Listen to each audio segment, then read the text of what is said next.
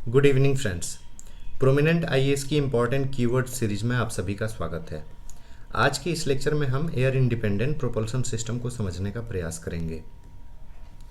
अब देखते हैं कि एयर इंडिपेंडेंट प्रोपल्शन सिस्टम यानी कि एआईपी न्यूज़ में क्यों है। तो डीआरडीओ ने अभी कुछ दिनों पहले ही एआईपी का फाइनल डेवलपमेंट टेस्ट किया है, यानी कि इसके विकास की दिशा में एक महत्वपूर्ण उपलब्धि हासिल की है। अब देखते हैं कि आखिर एआईपी सिस्टम होता क्या है। दरअसल सबमरीन्स दो प्रकार की होती हैं, पहली कन्वेंशनल और दूसरी न्यूक्लियर।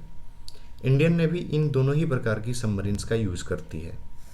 कन्वेंशनल सबमरीन्स में बैटरी को चार्ज करने के लिए डीजल इलेक्ट्रिक इंजन्स लगे होते हैं, जिसके ईंधन के दहन के लिए वायुमंडलीय ऑक्सीजन की आवश्यकता होती है। इसी वायुमंडलीय ऑक्सीजन को प्राप्त करने के क्रम में सबमरीन्स को लगभग रोज समुद्री सतह के ऊपर आना पड़ता है। लेकिन अगर इसी कन्वेंशनल सबमरीन में एयर इंडिपेंडेंट प्रोपल्शन सिस्टम को इंस्टॉल कर दिया जाए तो लगभग 1 हफ्ते या 2 हफ्ते तक इस सबमरीन को समुद्री सतह के ऊपर आने की आवश्यकता नहीं होगी।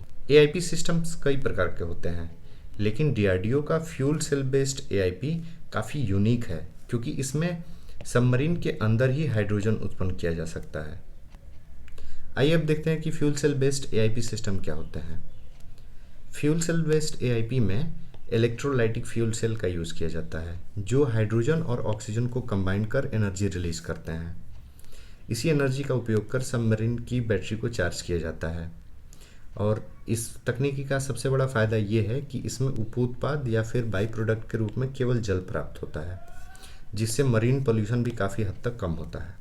इस सिस्टम में उपयोग किए जाने वाले सेल्स काफ़ी ज़्यादा एफिशिएंट होते हैं और इनमें मूविंग पार्ट्स न होने की वजह से सबमरीन बहुत कम शोर करती हैं, जिससे यह दुश्मन की नज़र से बची रहती हैं। एआईपी के एडवांटेजेस: समुद्री सतह पर बहुत कम बार आने की आवश्यकता होती है, जिससे जल में रहने की क्षमता में काफ़ी हद तक बढ़ोतरी हो जाती है और अंततः मारक क्षमता भी काफ़ी हद तक बढ़ जाती है।